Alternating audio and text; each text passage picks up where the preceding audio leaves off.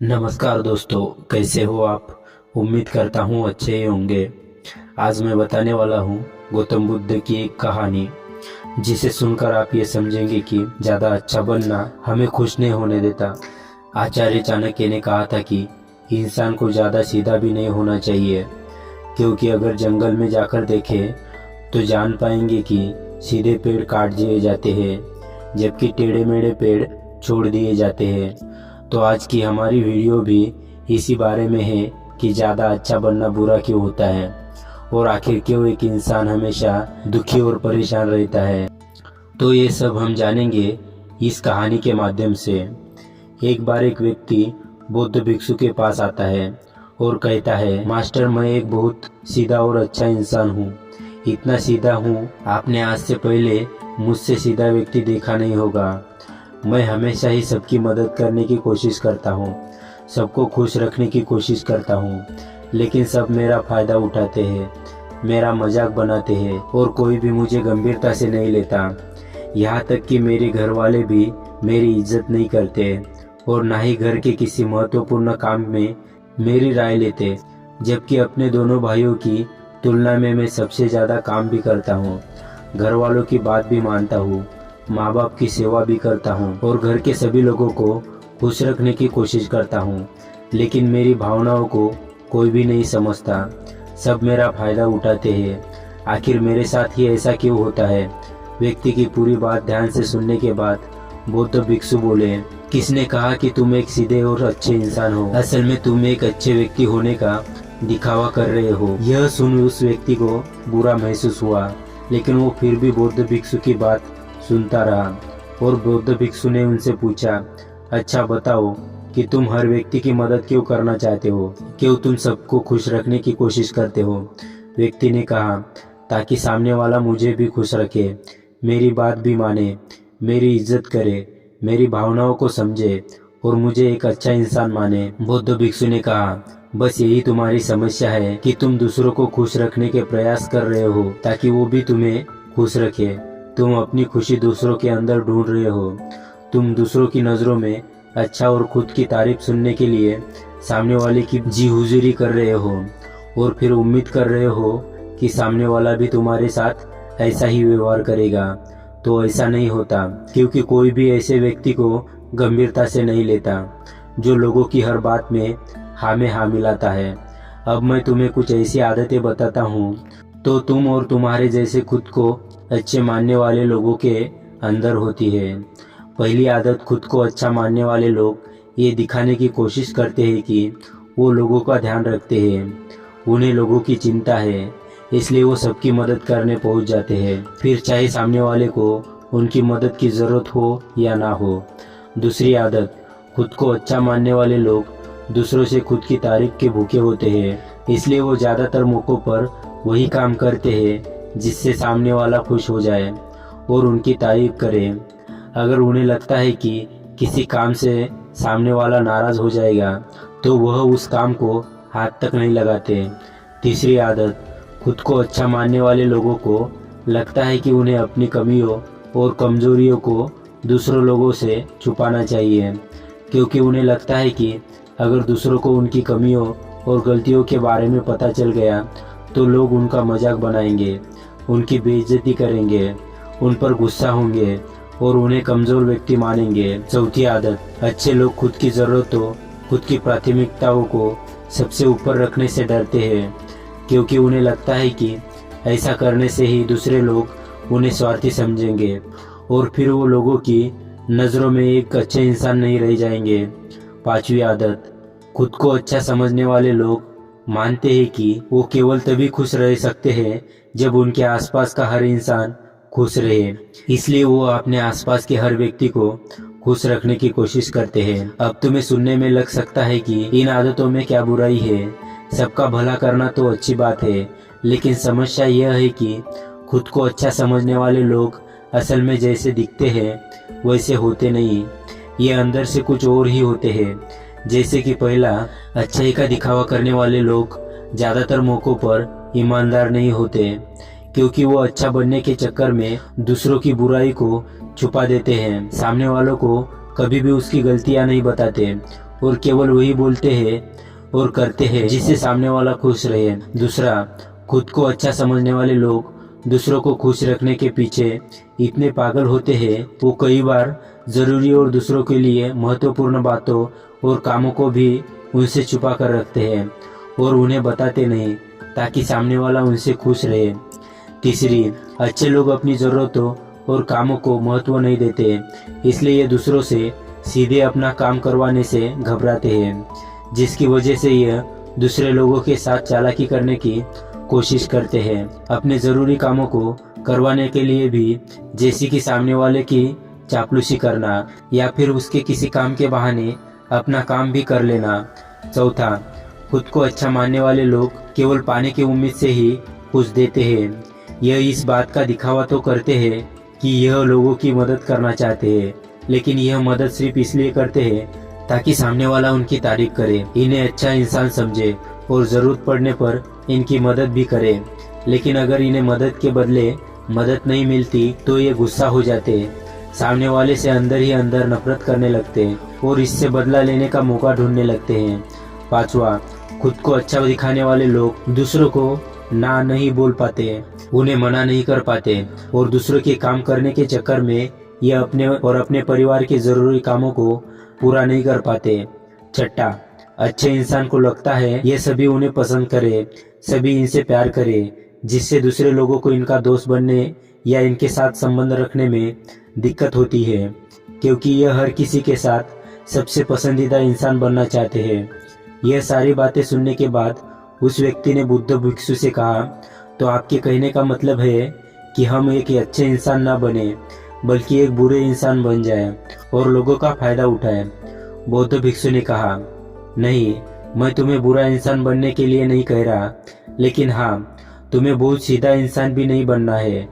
अब मैं तुम्हें बताता हूँ कि एक व्यक्ति को कैसा इंसान बनने का प्रयास करना चाहिए। दोस्तों, इंसानी स्वभाव और उसकी अच्छाई और उसकी बुराई के बारे में अगर सबसे ज़्यादा किसी ने बात की है तो वो है अखंड भारत के निर्माता, राजनीति के महान पंडित आचार्य चाणक्य, जिन्होंने अपनी किताब चाणक्य नीति में इंसानी स्वभाव और दुनिया भर की तमाम चीज़ों के बारे में विस्तार से चर्चा की है।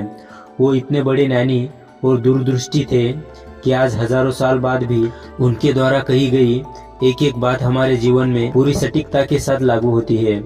बौद्ध भिक्षु ने कहना शुरू किया, तुम्हें एक सीधा या दूसरों की नज़रों में अच्छा इंसान बनने की तुलना में एक सुलझा हुआ इंसान बनने का प्रयास करना चाहिए।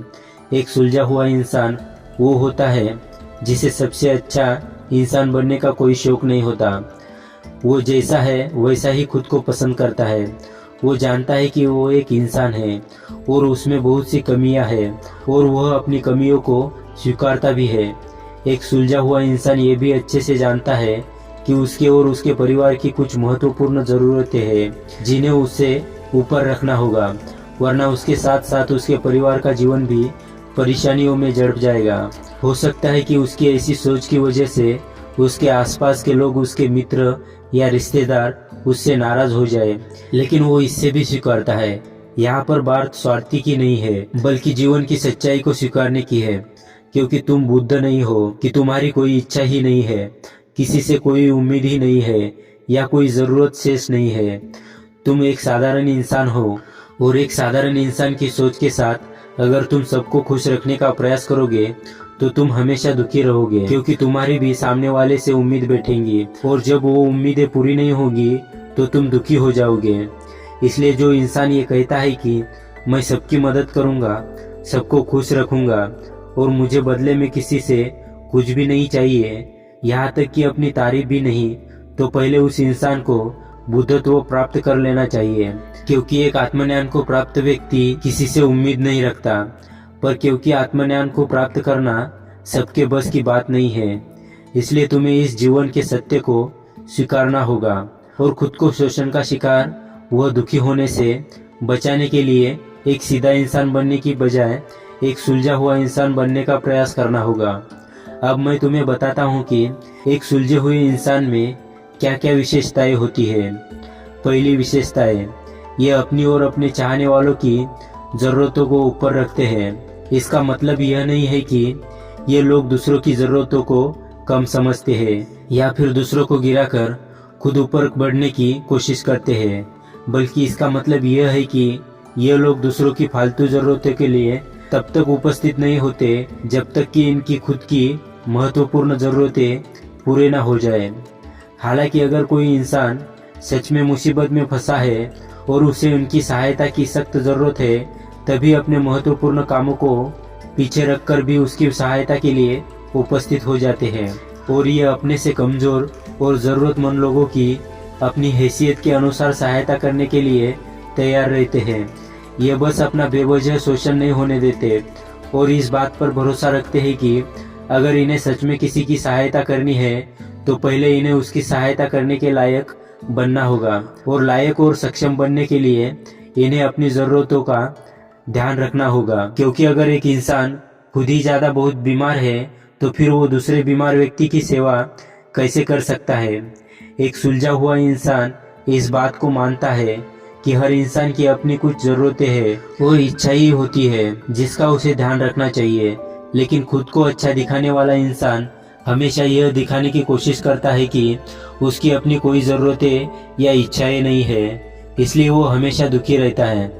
दूसरी विशेषता, एक सुलझा हुआ इंसान इस बात को अच्छे से जानता है कि वो अपने आसपास के हर इंसान को खुश नहीं रख सकता, इसलिए वो केवल उसी इंसान को खुश रखने का प्रयास करता है जो उसके लिए मायने रखते हैं, जो सच में उससे प्यार करते हैं, उसकी परवाह करते हैं। लेकिन अगर उसकी बहुत कोशिश करने के बाद भी सामने वाला उससे दूरी बनाने का प्रयास करता है, उससे खुश नहीं रहता या फिर उसके साथ सहज महसूस नहीं कर सकता, तो फिर एक सुलझा हुआ इंसान ऐसे व्यक्ति से दूरी बनाने से भी नहीं पीछे हटता, फिर चाहे वो उसका कोई परिवारजन, सगा या संबंधी या फिर मित्र क्यों ना हो, क्योंकि वो किसी की जबरदस्ती नहीं कर सकता। सिर्फ उसे खुश रखने या सामने वाले की नजरों में अच्छा इंसान बनने के लिए इस तरह वो खुद को बेवजह दुखी होने से बचा लेता है। लेकिन जो अच्छा इंसान होने का दिखावा करते हैं वो सबको खुश रखने के चक्कर में अपने जीवन के सबसे महत्वपूर्ण इंसान को ही दुखी कर बैठते हैं, जो कि वो खुद है। तीसरी विशेषता, एक सुलझा हुआ इंसान वो ऐसा जीवन जीने का प्रयास करता है जैसा वो जीना चाहता है। वो सिर्फ किसी दूसरे को खुश रखने के लिए अपने जीने का तरीका नहीं बदलता।